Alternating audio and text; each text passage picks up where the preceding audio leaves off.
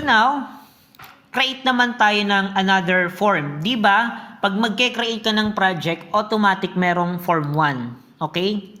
Take note, if you're going to change the form name, right-click here, rename. Then, for example, login form, don't remove the extension name. Okay? Yes. Again, if you're going to change the name of the form, don't remove the extension name. Save.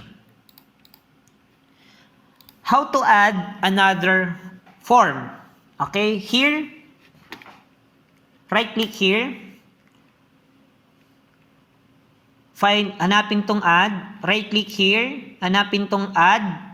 Then, new item or Windows form. Okay?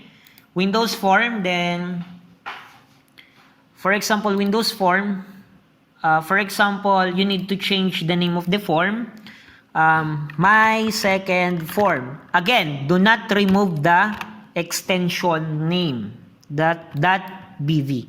Okay, so add. So as you can see, dalawa na yung form ko. Ito yung isa, login form, then my second form. Okay? So, what will happen now, I want to show the form, my second form, after I log in correctly. Okay? So, for example, palitan muna natin to ng my user. Then, yung password muna natin is 123.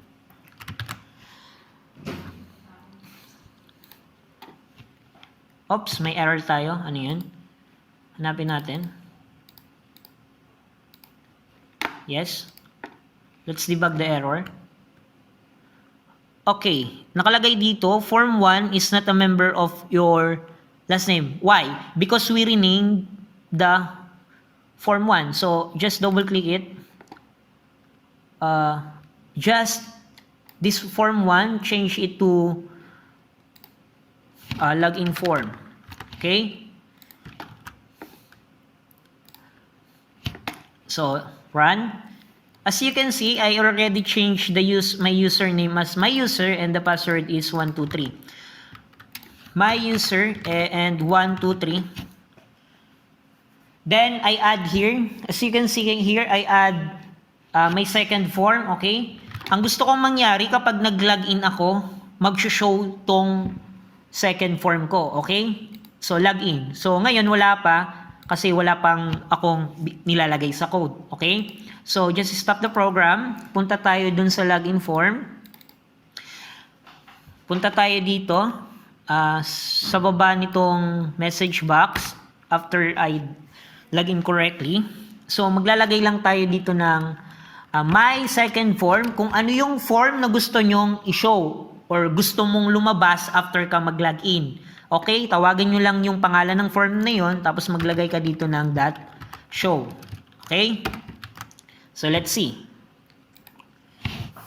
For example, user, my user, then 123, login.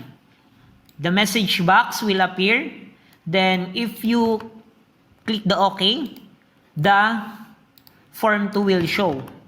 As you can see here, the second form is already shown, but the problem is your login form is visible. Okay? What we'll do is to add the me.hide.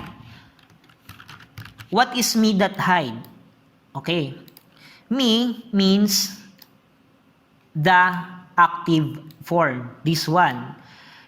For example, you put here login form.hide. There's some red lines and debug natin since may error. Okay.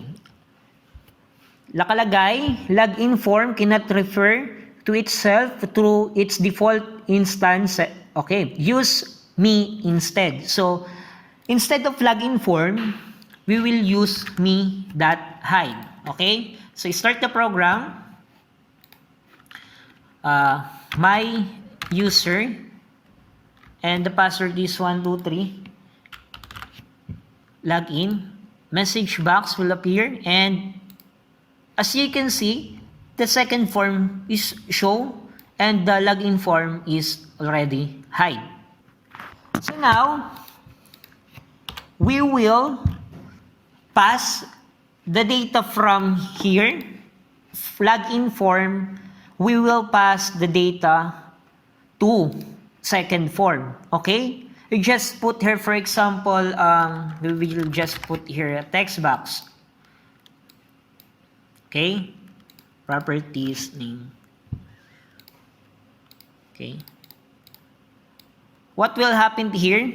I'm going to pass the text box here, username at login form. I will pass the data to second form here, text box. I will change the text box name. So just click the text box.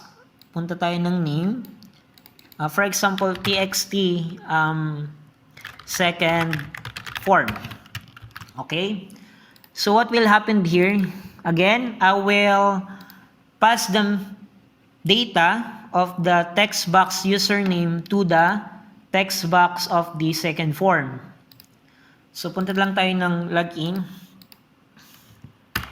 How to pass the data from one form to another form? So just put the container first. First, you need to put the container. Container means kung saan mo siya ilalagay, yung data. So ilalagay natin yung data sa second form. So ano yung pangalan ng second form natin? My second form. Saan natin ilalagay dun sa object? Dito yan ilalagay, gusto ko ilagay dito. Anong pangalan nitong text box? Ito, txt second form.